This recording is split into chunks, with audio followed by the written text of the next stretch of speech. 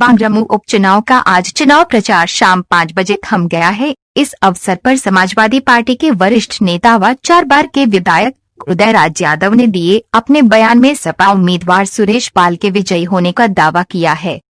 बांगरमू विधानसभा उपचुनाव के सिलसिले में आज मैं बांगरमू फिर आया हुआ हूँ। यहाँ पर समाजवादी पार्टी के वरिष्ठ नेता उदयराज यादव जी हमारे साथ मौजूद हैं। वो मोहताज तारुफ भी नहीं है, 4 बार के एमएलए हैं, 1 बार हारे हैं, लेकिन फिर जाहिर है कि अगली मरतबा फिर जीतेंगे। इस वक्त मैं बांगरमऊ से जो चुनाव हो रहा है, समाजवादी पार्टी से जिसको टिकट दिया गया है, क्या आपका कहना है कि उनको टिकट सही दिया गया या इसके अलावा एक बदलू सुना है कि बदलू खान नाम के कोई व्यक्ति थे और जो आंकड़े हैं, समीकरण है यहाँ मुस्लिम से, उसके हिसाब से वो एक मतलब जीत भी चुके हैं, लेकिन अब भी उनको टिकट नहीं दिया गया है। क्या आप संतुष्ट हैं जो उनको टिकट दिया? देखिए, हम लोग को जो राष्ट्रीय नेतृत्व ने फैसला किया है उससे हम लोग पूरी तरह से संतुष्ट। और सवाल ये यहाँ पिछली बार बबलू यहाँ विधायक थे, निश्चित रूप से राष्ट्रीय अध्यक्ष जी ने तो सोच करके, क्योंकि आप लोग देख रहे हैं कि भारतीय जनता पार्टी के पास ना तो कोई मुद्दा है, न विकास का है, अपराध सबसे ज़्यादा बढ़े हैं। केवल उनके पास एक चीज़ है, जहाँ भी चुनाव होता है या कोई भी मामला आता है तो वो केवल हिंदू और मुस्लिम करने का काम करते हैं। उसको रोकने के लिए कि भारतीय जनता पार्टी के लोग कहीं वही फिर न शुरू कर दें हिंदू मुस्लिम चुनाव में रंग दें, इसलिए राष्ट्रीय अध्यक्ष ने सुरेश पाल जी को यहाँ प्रत्याशी बनाया और हम ही नहीं, सारे कार्यकर्ता जनपद के उससे संतुष्ट। आप संतुष्ट हैं, जनता संतुष्ट है। अच्छा, 2 सवाल आपसे और पूछना है हमको। दूसरा प्रश्न ये है कि कांग्रेस छोड़ के टंडन जो सपा की तरफ से भी ऐलान किया हुआ है कि समाजवादी पार्टी को मजबूत करें और उनको अखिलेश को आने वाले समय में फिर मुख्यमंत्री बनाया जाए, क्या उनकी अपील से कुछ असर ज्यादा पड़ेगा? देखिए, नहीं, जितने भी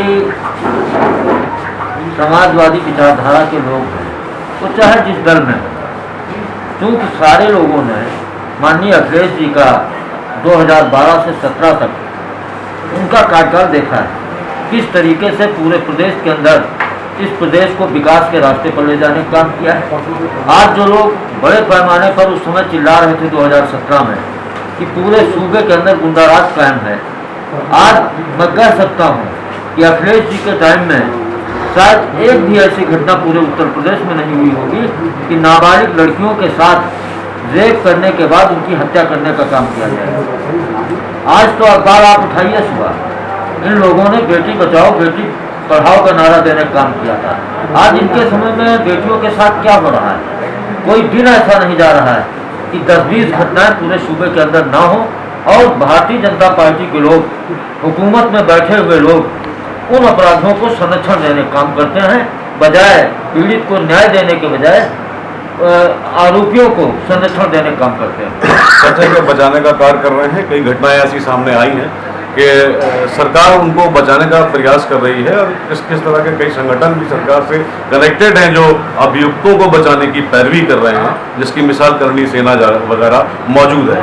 आखिरी प्रश्न आपसे यह है कि यहाँ पर समाजवादी पार्टी के बहुत सीनियर लीडर थे अनवर साहब। अनवर साहब एक ऐसे नेता थे कि जिनकी बात शायद मुलायम सिंह भी नहीं काटते थे, तो मैं आप भी उनके बहुत करीब रहे हैं और मैं आपसे एक आखिरी सवाल ये जानना चाहता हूँ कि यहाँ मुस्लिम आबादी उनको अपना संरक्षक मानती थी, वो किसी को टिकट मिले लेकिन यहाँ का मुसलमान भी बिना पक्षपात किए हुए वोट उन्हीं को देता था जिनके लिए वो कह दिया करते थे। आज उनके इंतकाल के बाद या मर जाने के बाद कहा जाए कि यहाँ पर मुसलमानों में ऐसा क्यों लग रहा है कि उनका संरक्षक नहीं है?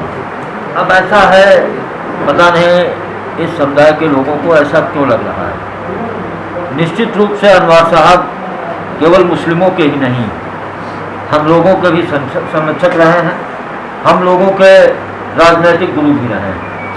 और अगर ये कहा जाए सवाल ये उठता है कि अनवर साहब ही नहीं, मैं तो कहूँगा कि समाजवादी पार्टी ही सबसे ज़्यादा इस प्रदेश के अंदर मुस्लिम समुदाय के लोगों को संरक्षण देने का काम हमेशा किया है।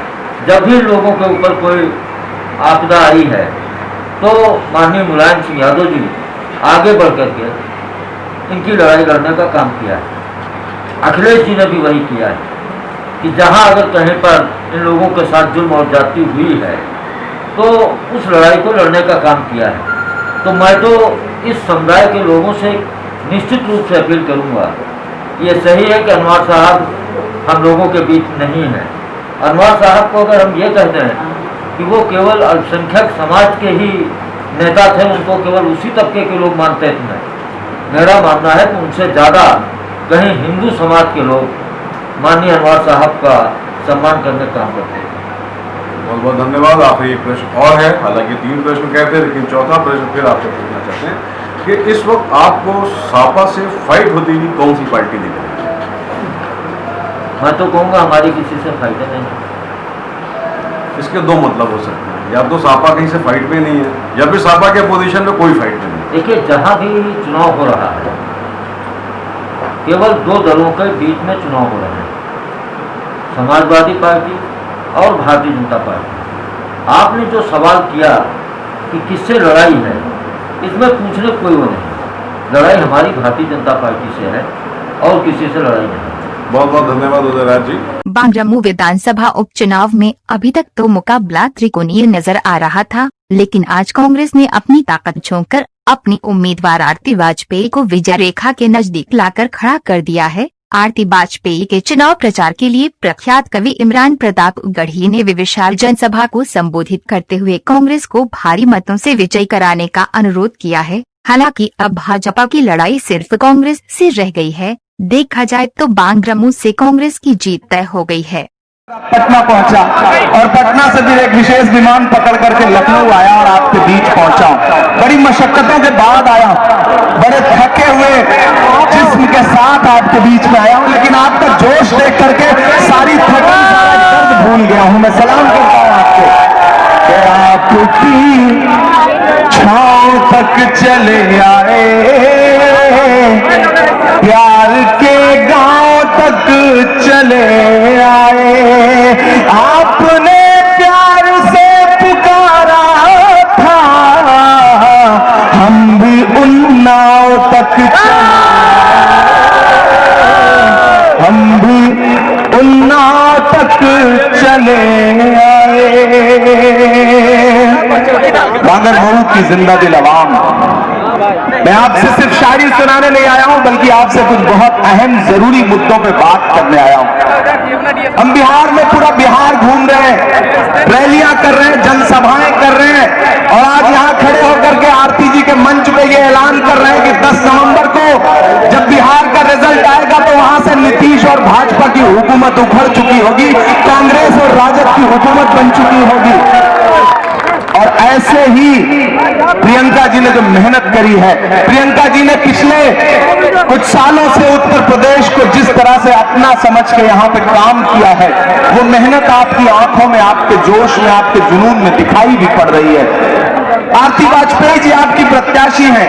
ये उपचुनाव है, मैं जानता हूं कि इस उपचुनाव में वोट देने से सरकार बनेगी और बिगड़ेगी नहीं, लेकिन फिर भी मैं आपसे इस जरूरी सीट के लिए बात करने इसलिए आया, इसलिए आपसे गुफ्तगू करने आया कि मेरे भाई, ये सच है कि उपचुनाव के नतीजों से सरकार बनेगी बिगड़ेगी नहीं, लेकिन यह भी सच है कि अगर आपने उपचुनाव के नतीजे कांग्रेस के हक में दे दिए तो सरकार की निरंकुश नीतियों पर लगाम जरूर लगेगी। ये मेरा आपसे वादा है। कांग्रेस को बहुत सारे लोग पिछले दिनों से सोचते थे कि अरे कांग्रेस है, कैसे लड़ेगी, लेकिन उपचुनाव में प्रियंका जी ने जो पिछले दिनों में उत्तर प्रदेश की आवाम का ख्याल रखा है और उनको अपना समझा है, उसका असर इस तरह पूरे प्रदेश में दिखाई पड़ रहा है कि कि हम लोगों का काफिला आ रहा था तो पूरा प्रशासन लगा था। जिस तरह से यहाँ के हमारे प्रत्याशी को परेशान करने की कोशिश की जा रही है। घाटमपुर में मोना जी जहां सभा करके आई थी, वहां हमारे एक कार्यकर्ता को पिछले दिनों गोली मार दी गई। अभी वहां पे मोना जी स्वयं जा रही हैं। जो लोग ये सोच रहे हैं कि वो कांग्रेस पार्टी के कार्यकर्ताओं को धमका देंगे, डरा देंगे, उन्हें बताइए कि तरस भाव न हम पर वक्त के मारे नहीं हैं हम। तो पूरे कांग्रेस पार्टी की तरफ से ये बोल रहा हूं, उत्तर प्रदेश की सरजमीन में खड़ा होकर बोल रहा हूं, और जहां बोल रहा हूं यहां की आवाज लखनऊ तक जाती है, विधानसभा तक जाती है, मैं जानता हूं। तब मैं ये शेर पढ़ रहा हूं कि तरस खाओ ना हम पर वक्त के मारे नहीं हैं हम, तरस खाओ ना हम पर वक्त के मारे नहीं हैं हम, तरस खाओ ना हम पर वक्त के मारे नहीं हैं हम। बता दो गर्दिशे दौरा कब अभी हारे नहीं हैं हम। कैमरामैन सुरेश मिश्रा के साथ मैं ब्यूरो चीफ सेक्रेटरी।